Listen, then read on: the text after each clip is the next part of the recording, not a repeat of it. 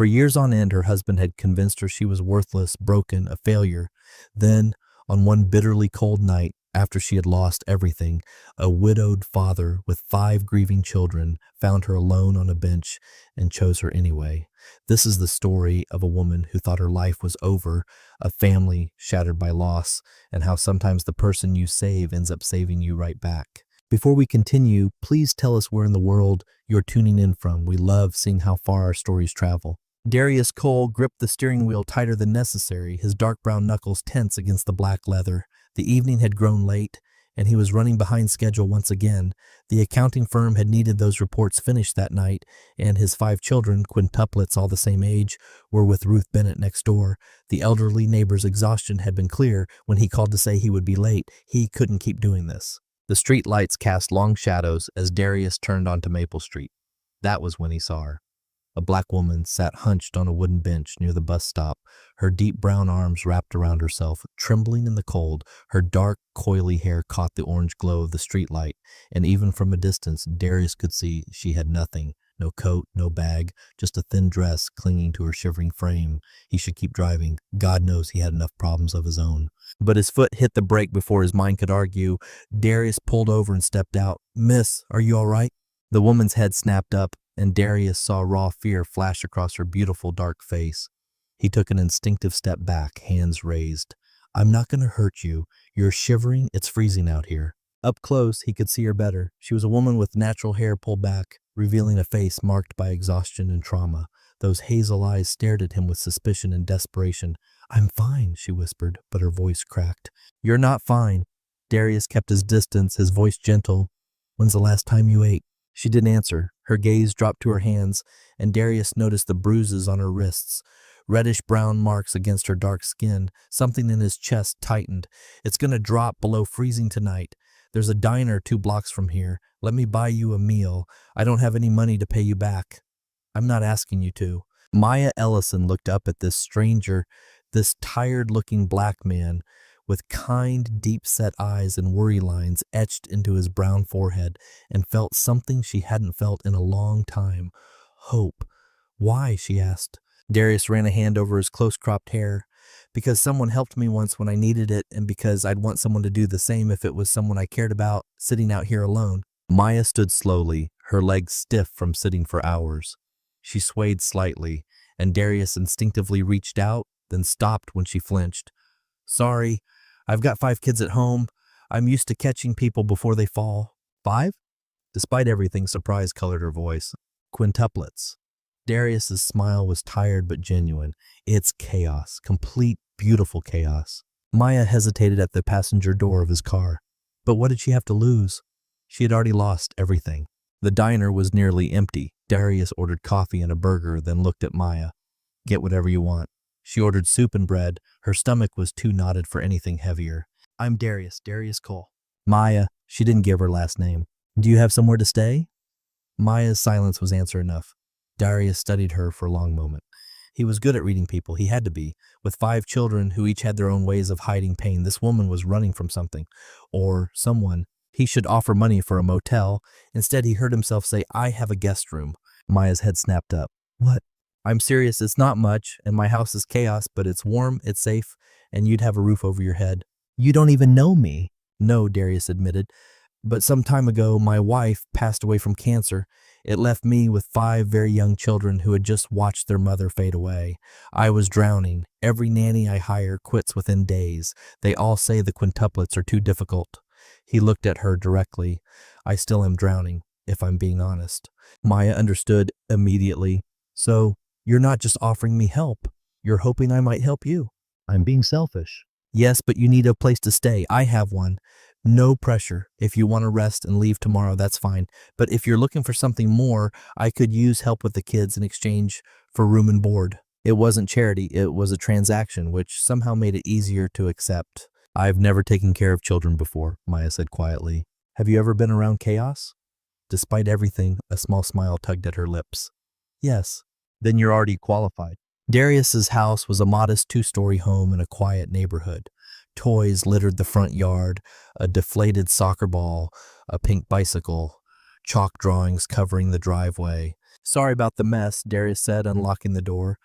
I gave up on perfection some time ago. Inside was worse. Dishes in the sink, backpacks and shoes scattered everywhere, drawings taped to the walls. But despite the chaos, Maya could see traces of love.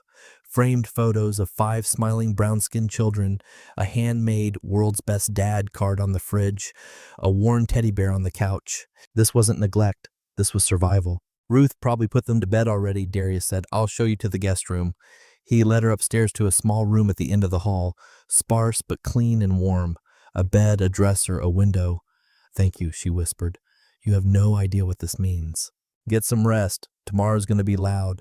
5 children wake up like alarm clocks at the crack of dawn. After he left, Maya sat on the bed and let the tears finally fall. For the first time in years, she had spent an evening with a man who hadn't hurt her, belittled her, or made her feel worthless. For the first time in a long while, she felt like maybe she could breathe. Morning came with the thunder of small feet and raised voices. Maya jolted awake, disoriented. For a horrible moment, she thought she was back in Victor's house. Then she remembered she was safe. She dressed quickly and followed the sounds of chaos to the kitchen. It was a war zone. 5 children, 3 boys with neat cornrows and 2 girls with beautiful natural puffs, talked over each other while Darius attempted breakfast. Burnt toast sat abandoned, and he was burning scrambled eggs while refereeing an argument. Malik had it yesterday. Did not. Jamal had it.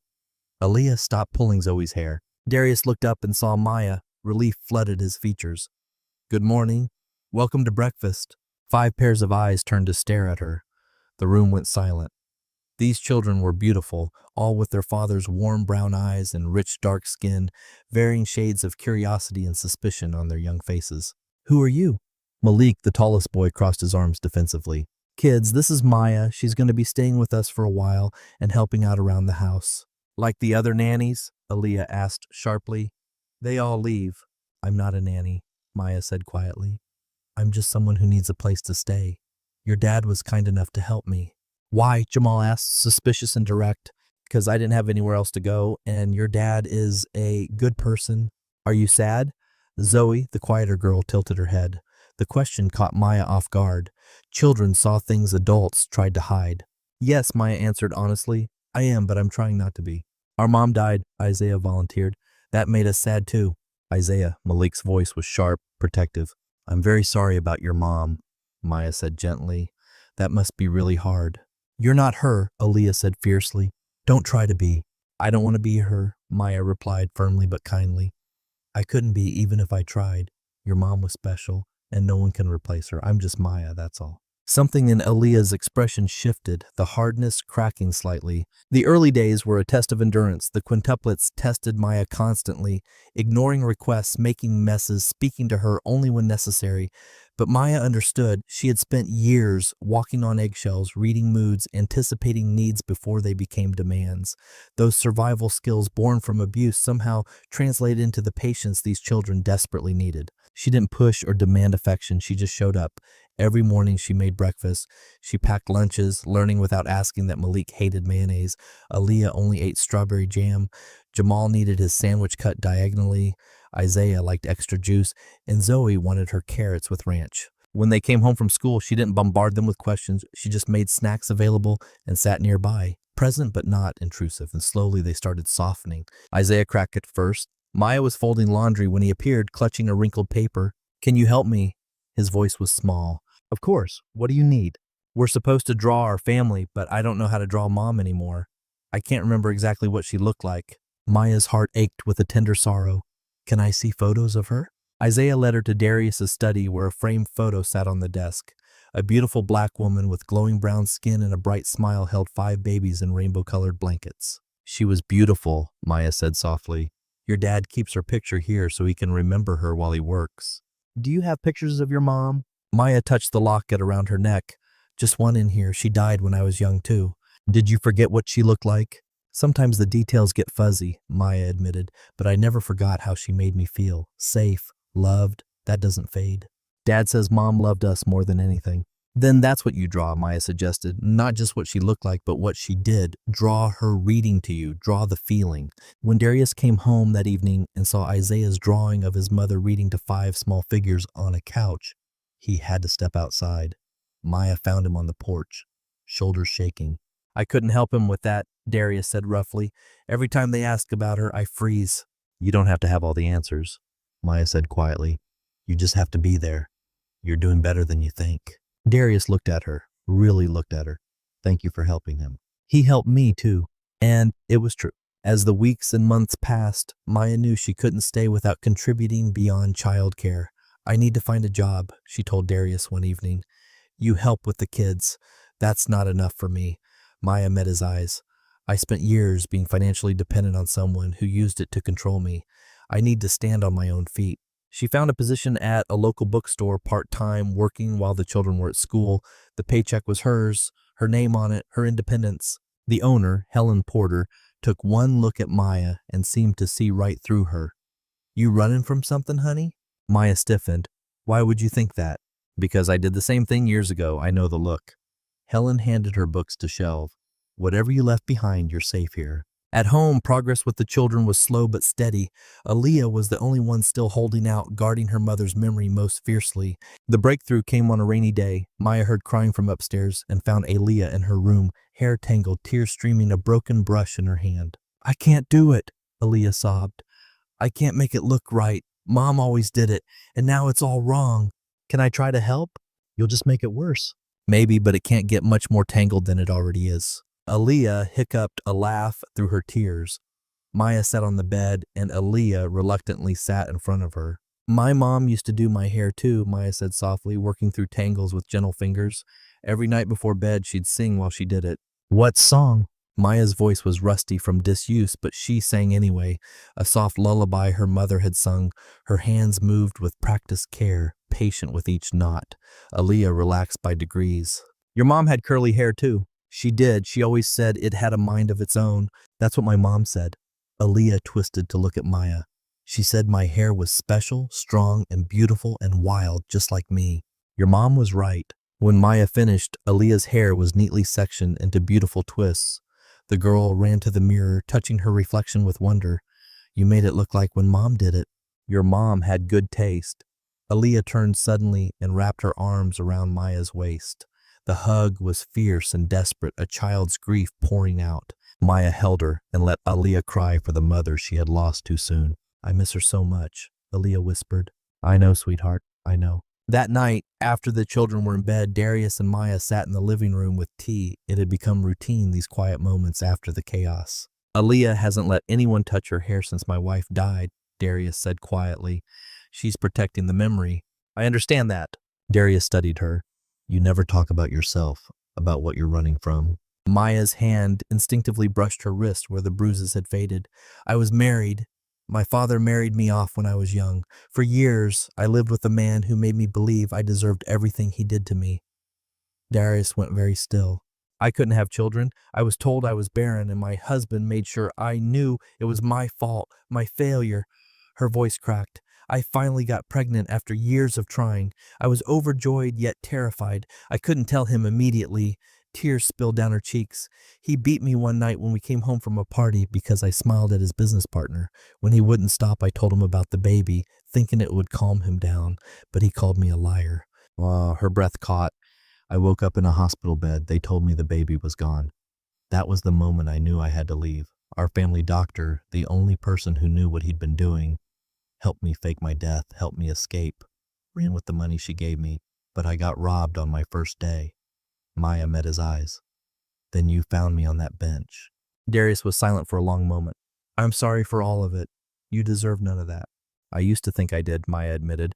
But your children, they've reminded me what unconditional love looks like. They love you not because you're perfect, but because you show up. That's what I forgot was possible. Darius reached across and took her hand carefully. She didn't pull away. You're not alone anymore. Not if you don't want to be. Something warm bloomed in Maya's chest. Hope again, stronger this time. As time went on, Maya became a steady presence the children could depend on.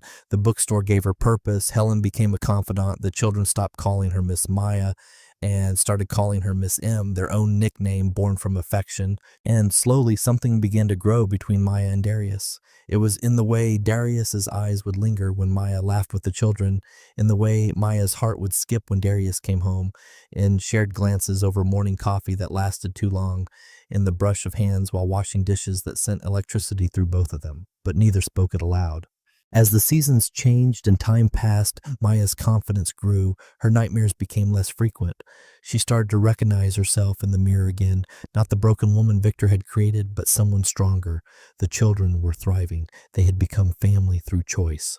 It was Zoe who said it first on an ordinary evening. "Miss M, you're like our family now, right?" Maya paused. "I'd like to think so. Do you want me to be?" All 5 children looked at each other in silent communication, then they nodded. "You're our Miss M," Aaliyah said firmly. "That makes you family." Maya excused herself to cry in the bathroom. Darius found her there, his own eyes suspiciously bright. "They mean it. You're not just someone staying here. You're part of us now." "I know, that's what scares me. What if I mess this up?" Darius reached out, tucking a strand of hair behind her ear, a gesture so tender Maya's breath caught.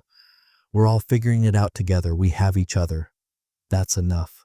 Their eyes met, and the air between them felt charged with everything they weren't saying. The shift came on an unremarkable spring afternoon. Maya stopped by Darius's accounting firm to drop off the lunch he had forgotten. When she walked in, Darius was on the phone, but his face lit up when he saw her, that genuine smile that made her heart race. Darius ended the call quickly. "You didn't have to do this." "I know, but you've been working so hard. I thought you could use it." Darius stood, rounding his desk. They were close now, closer than necessary. "Maya," Darius said softly, "I can't do this anymore." Fear shot through her. "Do what?"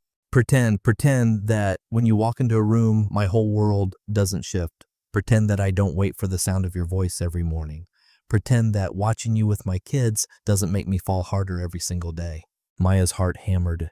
"You love me?" "How could I not?" Darius's voice cracked. "You came into my life with nothing, broken by someone who should have cherished you, and you still chose to love my children. You rebuilt yourself while helping us heal. You're beautiful and brave, and I love you." "I love you too," Maya interrupted, her voice shaking. "I've been so afraid to even think it. Afraid that wanting something good meant it would be taken away." Darius cupped her face gently, his thumbs wiping away her tears. "You're not broken, Maya. You never were. You survived. You're here. You're whole." "I was afraid," she whispered. "For so long I felt this growing, and I was terrified to name it." "Me too," Darius admitted. "But Maya, I fell in love with every version of you." Maya reached up and pulled him closer. "I can't promise I won't be scared sometimes. I don't need perfect. I just need honest. I need you exactly as you are, and I promise I'll never hurt you. I promise that whatever this is, it's real and it's safe." Maya kissed him, soft and tentative at first, then deeper. Years of unspoken feelings poured into this moment. When they pulled apart, both were crying and smiling. "What do we tell the kids?" Maya asked. "The truth, that we love each other." That evening, they sat the quintuplets down. "We need to talk about something important," Darius began. 5 pairs of eyes watched curiously. Aaliyah and Malik exchanged a knowing look. Finally, Aaliyah muttered. "What?" Darius blinked. "You two have been making googly eyes at each other forever. We thought you'd never figure it out." "You knew?" Maya felt her face heat. "Everyone knew," Jamal said. "We had a bet on when you'd finally do something about it." "Zoe won," Isaiah added cheerfully. Darius looked at Maya, torn between embarrassment and laughter. "So you're okay with this?" Zoe stood up, taking Maya's hand. "Miss M, you've been ours for a long time now. Dad being happy with you just makes it official. We already told you you're our family." Aaliyah said, softer than usual. "This just means Dad finally got smart." "Which is?" Darius asked. The 5 children looked at each other, then back. "That you belong together," Malik said simply. "All 7 of us. But healing is never linear, and the past doesn't stay buried forever." Some months later, Maya saw it, a news article online about Victor Lang being interviewed for a charity event, speaking about supporting grieving spouses. Maya's hands shook so violently she dropped her phone. Darius found her in the bathroom, sitting on the floor, hyperventilating. "He's still out there," she gasped, "living his perfect life, pretending to be a saint while I'm supposed to be dead." Hey. Darius knelt beside her. "Breathe with me. You're safe. He killed our baby. He beat me for years, and the world thinks he's a hero." Darius helped her to the couch and held her while she fell apart. When she had cried herself out, he asked gently, "What do you want to do? What can I do? I'm dead. If I come forward, I'm admitting I faked my death. I could go to jail." "Dr. Whitaker, the doctor who helped you, does she still have the medical records?" Maya looked up, hope and fear warring in her eyes. She said she kept everything just in case. "Then you have evidence of years of abuse, of what he did." Darius took her hands. "Maya, you don't have to let him win." "I'm scared. I know. But you're not alone this time. You have me. You have the children. You have people who will stand by you." The next morning, Maya called Dr. Lena Whitaker. The doctor still had everything: photos of injuries documented over the years, medical records, notes about the final beating. "I kept them because I knew you might need them someday," Dr. Whitaker said. With Darius by her side and a lawyer Dr. Whitaker recommended, Maya did the hardest thing she had ever done. She came forward. The media storm was immediate and brutal. Maya Ellison, presumed dead, resurfaces with shocking abuse allegations. Victor's response was predictable. Denial, claimed she was mentally unstable, threats of lawsuits, but Maya had evidence.